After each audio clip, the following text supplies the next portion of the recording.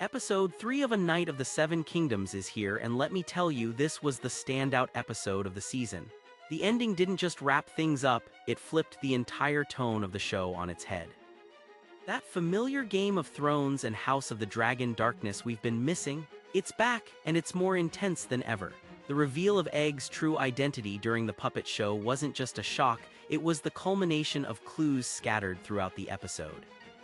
And let's not forget the fortune teller's chilling predictions for both Dunk and Egg, or the fact that Dunk's fate now rests on the trial of 7.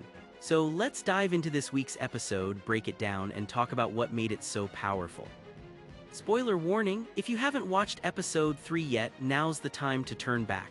Egg's true identity. This episode was all about peeling back the layers of Egg's mind. It wasn't just about revealing who he is, it was about showing us how deeply he connects with Dunk and how different he is from his brother, Aerion Targaryen. From the very beginning, we knew Egg was running from something.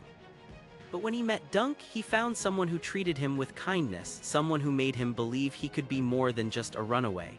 He saw a future as Dunk's squire, and that hope carried him through. There was something haunting about the way this episode focused on eyes. Aerion's were cold, empty, like he was looking through people rather than at them. Egg, though, he saw what was right in front of him.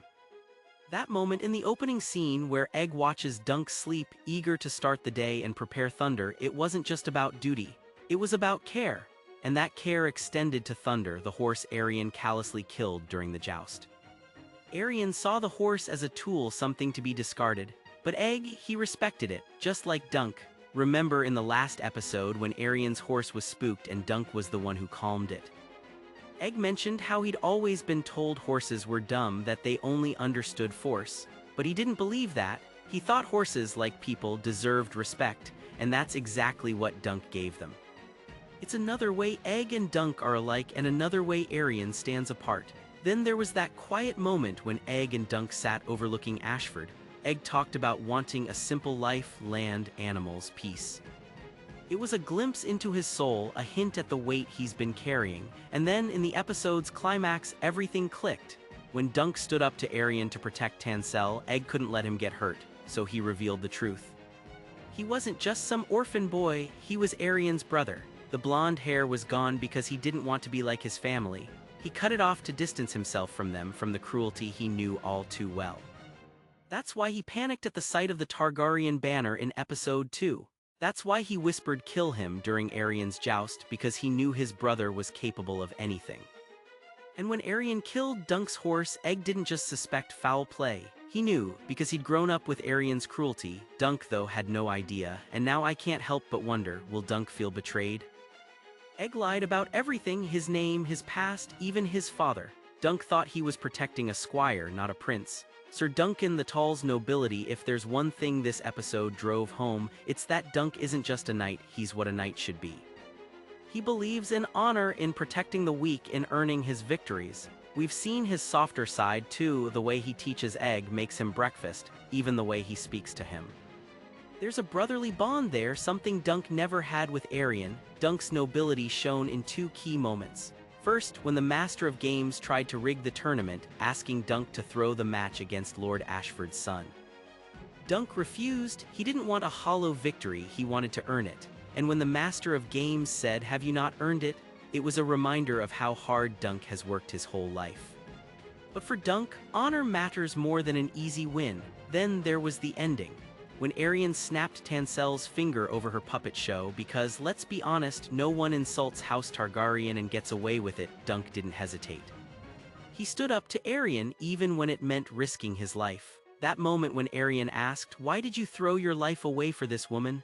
it wasn't just about Tansel, it was about what Dunk stands for.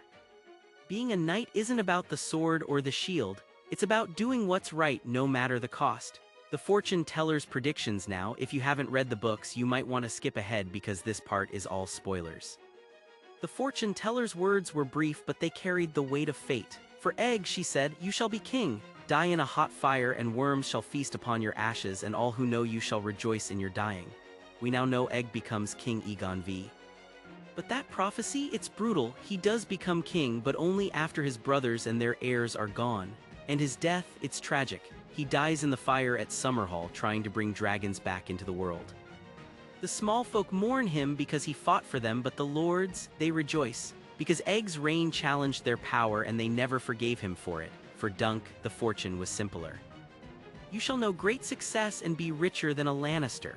And it's true, Dunk becomes Lord Commander of the Kingsguard, a role that brings him wealth, status, and a legacy that outshines gold. He's remembered as one of the greatest knights in history, not for the coins in his pocket, but for the honor in his heart.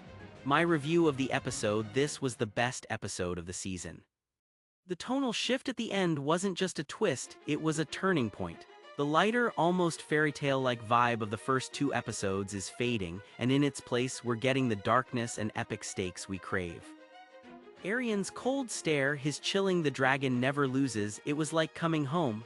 What's impressive is how much weight this show packs into just 25 minutes. The story isn't overly complex, but it feels meaningful.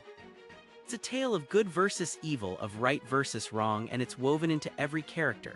That final scene where Dunk stands up to Aerian, it was everything. We've been waiting to see Dunk throw hands, and when it took multiple nights to hold him back, it was a reminder of just how powerful he is, both physically and morally. The reveal of Egg's identity was handled perfectly. Those subtle hints, his reaction to the Targaryen banner, his quiet rage when Aerian cheated, made the reveal all the more satisfying. And when Egg started calling the knights by their names, commanding them to stop, his confidence suddenly made sense. What a Knight of the Seven Kingdoms does better than House of the Dragon or even Game of Thrones is its humanity. Dunk and Egg's relationship is infectious. You root for them, you see yourself in their struggles. They stand for what's right, and in a world as gray as Westeros, that's refreshing. With Dunk now facing the trial of 7, we're about to see what it truly means to be a knight. And honestly, I can't wait. So there you have it, A Knight of the Seven Kingdoms Episode 3, Ending Explained.